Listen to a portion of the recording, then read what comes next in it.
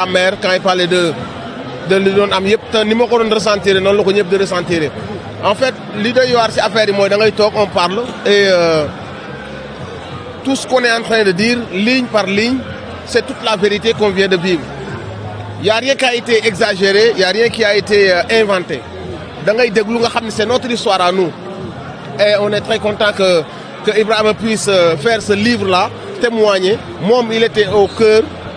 24 heures sur 24 au cœur de l'action aux côtés du président Ousmane Sonko. Donc yàlla na ci moom mu bind livre bi témoigner et on était très touchés. À chaque fois comme journée martyrs yi à chaque fois qu'on parle de cette histoire c'est une douleur. C'est une douleur parce qu'on parle de mort, de sang, de pleurs pour libérer ce pays parce que c'est un combat qu'il fallait mener. Donc aujourd'hui si on raconte cette histoire c'est pour la postérité pour que suba nit ñi xam ni ñu def tey ba am ñu nekk di installer en tout cas un état de droit naka lañ def pour dëgëral suñu démocratie bonne façon sacrifice la ñu def par où on est passé c'est important de le raconter. Donc nous félicitons Ibrahima et Inch'Allah Rabbi ñu ngi xaar tome 2 et 3 bi et que El Malick mu ne si ay kàddoom heure bii beneen genre résistance la ñuy war a xeex maanaam ñun Pastef doon parti unique est-ce que jàpp nga lu mel war a mën a nekk si biir réewum Sénégal Pastef fusal li nga xam ne moom mooy la souveraineté. Le président El Malick Ndiaye a parfaitement raison fi ñu toll nii résistance bi gën a mag mi ngi doog a commencer c'est-à-dire que ni li ñu xeex ba am plus de 80 personnes yu dem tëdd comment conserver loolu noonu naka lañ mën a reyee bakkan yi naka la ñu mën a reyee suñu ego suñu yenn yëg-yëg yi naka la ñu mën a retrouver autour de l'essentiel loolu mooy la plus grande résistance maintenant ci lañ nekk nii et Pastef pour mu basculer ci parti unique du ko forcer da koy def naturellement parce que pratiquement boo xoolee nga def sa sondage Pastef le Sénégalais yi bëgg le Sénégalais yi gis seen bopp la diaspora dans son entièreté Pastef la gis boppam donc ñooñu avec un peu d'effort un peu de stratégie dañuy am parti unique te duñu forcer te dañ koy am démocratiquement donc cette idée là et je pense que El Malick l'a dit fi ñu ko mën a jaare rek mooy ku nekk rey sa nafsu kenn bañ a gis boppam parce que réew mi moo ñu mag avenir u réew mi moo ñu mag donc bu ñu nekkee ci mission boobu kenn waratul gis sa nafsu bu kenn bëgg a pouvoir bu kenn bëgg a poste bu kenn bëgg a privilège nañu bëgg Sénégal et bu ñu ko defee ñun ñëpp on va réussir à se retrouver autour de l'essentiel. Les Sénégalais ubbeeku nañ seen sens yi positivement pour que Pastef puisse rester ancré au Sénégal maintenant il faut juste avoir la bonne stratégie et que résistance bi ñu applique de manière positive. Merci beaucoup Youssouf. Merci mon frère, on est ensemble. Il fait un excellent travail également fi nga koy dénk mooy au niveau du donc dañuy jëlaat suñu mënee amaat quelques réactions donc dañuy xam maanaam si moom la ñu jante ñu doon gis sànq apercevoir moom la ñu jante donc ñu xool Pape Abdoulaye Touré jëm ko waaw ñooñu jël ko mais wala ñu jël maître Babacar ah Pape Abdoulaye quelques mots par rapport ak journée bi tey. ministre yow la ñu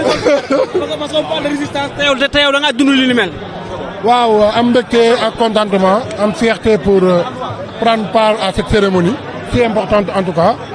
donc di sant bu baax di gërëm l'auteur de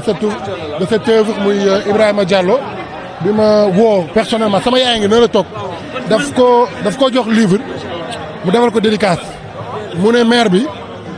man du ma am invitation d'honneur mu ne maire bi mooy am invitation d'honneur donc man fële laa toog sooy seetlu sama maire mi ngi nii ci kanam la toog xam naa man lay seetam moo tax muy tourné ne la voyez un peu donc depuis lors mu am tamit loolu am fu mu toll ci man parce que man lépp luñ ma xañ pour sama yaay parce que man lépp lu ma am sama yaay laa koy jox donc lépp luñ ma xañ pour sama yaay c'est un honneur. mais mu am chapitre bu mu jël jëlee ko yaay mu mel ni kon maire lay wax. voilà bokk na ci en tout cas avec toutes les autres mamans donc sama xalaat sama xel ak sama xol yëpp tey dem ci ñi nga xamante ne ñoo faatu sama yaay tey am na occasion tey di gis doomam ba léegi muy percé mais ñi seen doom dee ñooñu seen yaay yi amatuñu possibilité boobu donc man ñooñu laay rendre hommage di leen ñaanal yàlla may leen xolu muñ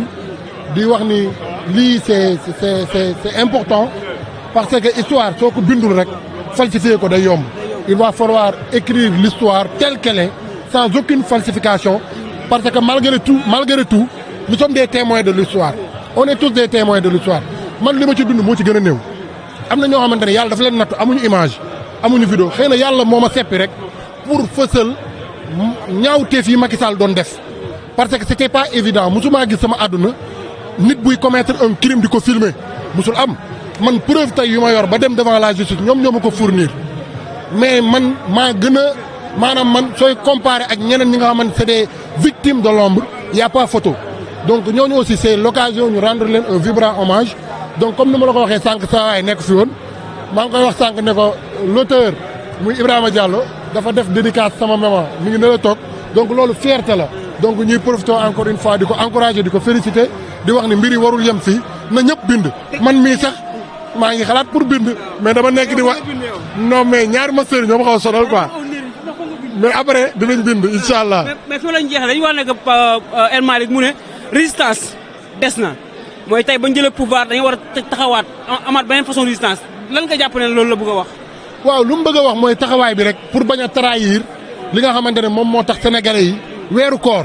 ñu yeewu fajar dem voter malgré coono koor ñu voter ba pare jubilé maanaam yaakaar boobu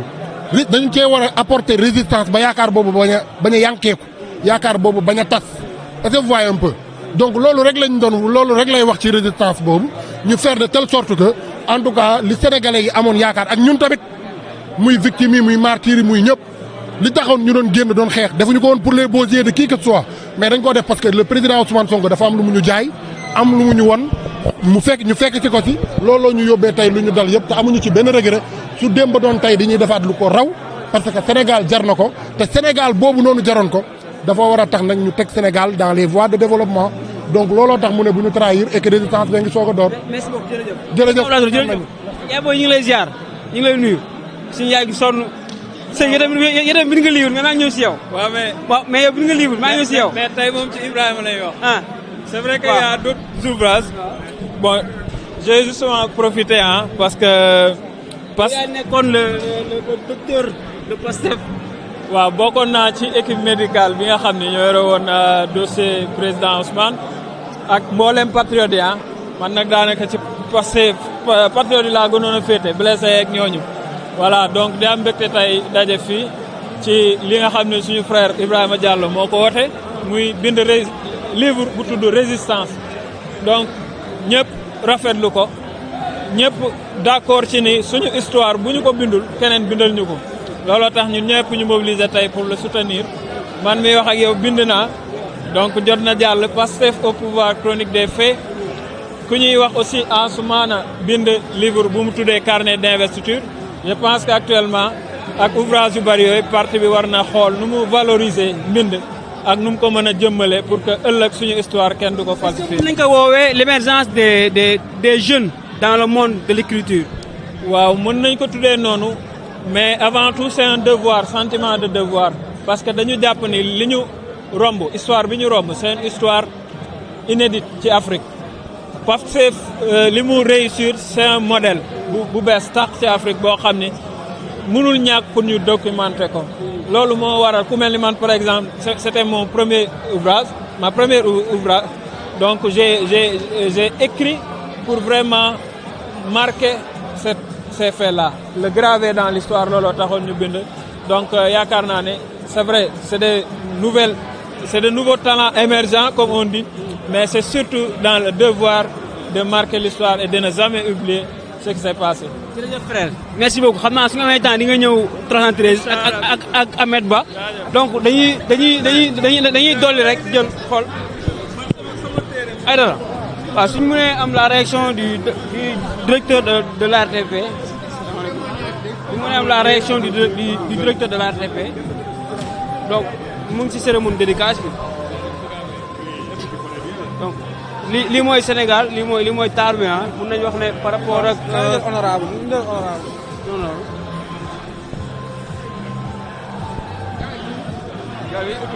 salaamaaleykum honorable ñu ngi lay ziar. non c'est juste par rapport au livre gis nañ sa présence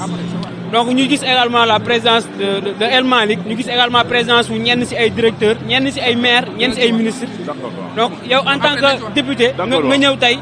comme ni ñu ko defee participer au combat ñëw fekkee li nga xam ne Ibrahima bind na ko te lan lañ war a mën a jàpp si ak aussi sa teewaay la moo ko war. waaw merci beaucoup maa leen di jaajëfal donc waa 213. mais gëj naa seen émission bi dinaa ñëw dinaa ñëw seen émission bi. waaw effectivement di rafetlu vraiment par rapport ak présentation bi tey livre Ibrahima Diallo mu nekk vraiment ñuy taxawaayam ci résistance bi ñëpp xam nañ ko mu ngi noonu comme le ko le maire de Dakar sànq Abbas lu mu ko waxee on est fier de lui c'est-à-dire on est tellement fier de l'écouter bu mu àndee ak le président Ousmane Sonko. boo feebar gisee ko feebar sax wala boo amuloon courage pour nga jóg xeex sax boo déggee muy wax mu ngi noonu sax da ngay jóg am courage boobu donc moom déjà sa voix dans la man moom wax mais sa voix dans la résistance est la matière la plus importante dans cette résistance là man loolu laa koy wax mais di ko jaajëfal di ko encourager et ci résistance bi nii il y a beaucoup de choses à dire il y a énormément de choses à dire yi nga xam ne que xëy na livre sax mënu ko wala benn nit comme la ko sànq c'est-à-dire tox wax na ko benn nit xëy na mënul bind lépp ba mu jeex parce que histoire yi ñoo ute te incha allah je pense que il faudra penser à écrire l'histoire entière de tout un chacun évidemment ñi nga xam ne que les résistants de l'ombre ñu ngi koy waxee ak ñeneen ñi nga xam ne ñu fës ñi c'est-à-dire boobu bind boobu benn nit mënu koo bind je pense que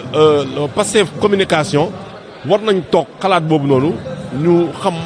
bonne façon bind lañ ko nar a def pour que mu nekk une mémoire de la résistance man loolu laa ko mën a tuddee. Pastef au pouvoir El Malick ne la am na beneen résistance boo xam ne moo ñuy xaar ba ginnaaw ba ñu jëlee réew mi Ousmane Sonko ne la en 2026 on prévoit rupture bi ñu waxoon si ak sénégalais dañ koy appliquer tey en tant que député est-ce que yéen à l'Assemblée nationale pare ngeen pour voter ay lois yi nga xam ne day méngoog li nga xam ne mu ngeen di wóor askan bi tey. non loolu moom man dama lu am assemblée nationale bu soobee yàlla loi yi nga xam ne moom lañ digoo ak Sénégal loolu lépp dinañ ko def ba fu ñu suñ doole yem on va le faire même bu fekkoonte ne dinañ ko bañal xaw ma nag damay wax bu nit nañ ko bañal parce que parfois am na yenn yi nga xam ne que da nga koy déposer constitution ne la du fii waroo ko jaaree foofu noonu mais dinañ def suñu kéemtal kattan ba lu ñu digoo ak sénégalais yi on va le faire may wax ne que assemblée bi na sénégalais xam ne assemblée de rupture la liggéey bu ñuy abaat ci assemblée bi man démb 20 heures laa fa jóge pourtant 20 heures laa fa jóge te lundi ba mardi ñu ngi ci waat encore liggéey bu ñuy def te ma koy wax keroog bu ngeen ma invité seen émission wax naa leen ko ñun on n'est pas bien outillé pour dire vrai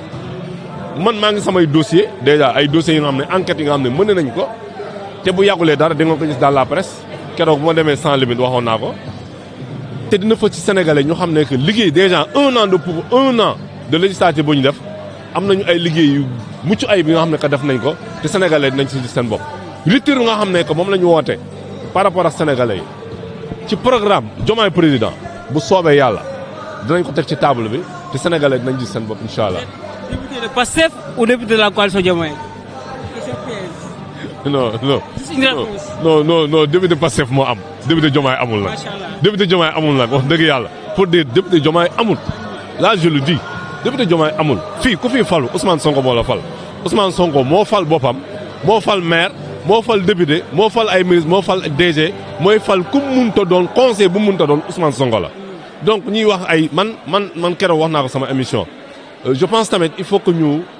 bàyyi ñu éviter di wax ne que nit fan nga far keroog wax naa ko benn émission muy wax bu am solo te bu ma demee ci émission dinaa ko waxaat gis nga en période de crise ma koy waxaat en période de crise man El Hadj Ousmane Fall damay éviter ñu lay wax ne que fan nga féetoo gis nga en période de crise man ci lu ma nekk dama siy dem ba jeex ji nga période bi ñu nekk nii dañu bañ ñi diviser xam nga lan mooy suñu roykaay Pastef moo fi nekk Pastef kenn mënu siy génn ku ci génn nag yow yaay di nga gis sa bopp mais ñun lu ñu gëm mooy on a une seule personne mooy le président Ousmane Sonko on a un seul parti qui est le Pastef il faut mu leer si ñëpp nag léegi nag leneen luñ ci mënta wax ñun xamuñu ko. donc vous ignorez le siège de la coalition man boobu xamuma ko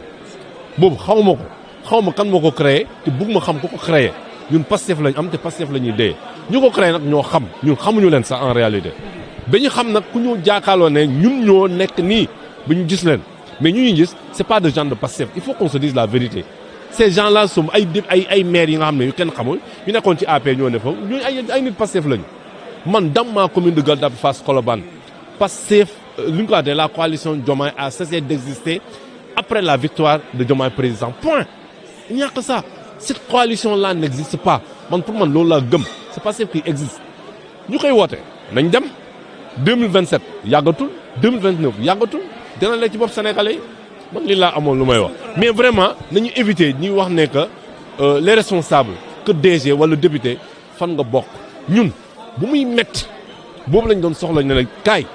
boba lañu xam man tay El Hadj Ousmane Fall ku ma woo ci Pastef ne ma fan nga doon féete ba nga doon xeex ñëpp xam nañ ma dinaa ne yow bokkoon nga ci wala bokkoo ci j'en serais fier de le dire fii ñun ñëpp xamante nañ ku fii Pastef dëgg ku nekkoon ci xeex bi dëgg ñun xam nañ ñan la te Ibrahima en fait partie. maa leen di jaajëfal par rapport ak émission yi ak Ahmed Ba wala Vito incha allah rabi honorable kontaan nañu bu baax a baax. Merci beaucoup. donc ça c'était honorable waaw. donc ci mu ne